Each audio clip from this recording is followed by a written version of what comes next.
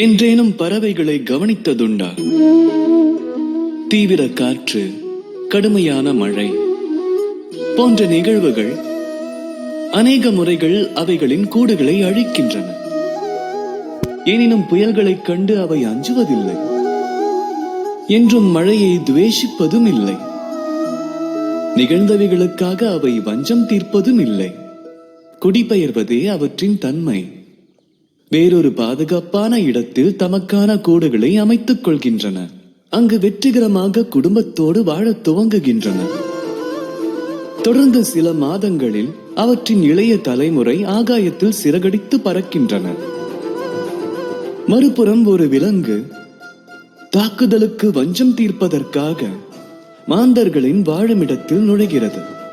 போராட்டத்தில் அதுவும் மடிய நேருகின்றது. அதே நிலைப்பாடு மானிட வாழ்வுக்கும் பொருந்தக்கூடியதாகும். வஞ்சம் தீர்க்கும் எண்ணம் அது கொண்டவரையும் சுட்டெரிக்கும். உயர்விலிருந்து அது கொண்டவரை தாழச் செய்யும். ஆகையால் வாழ்வில் உயர்வு வேண்டுமெனில் மாற்றத்தை ஏற்கும் சிந்தனையும் அவசியம். அல்லது வஞ்சம் தீர்க்கும் எண்ணத்தால் தாமே வஞ்சிக்கப்படுவீர்கள்.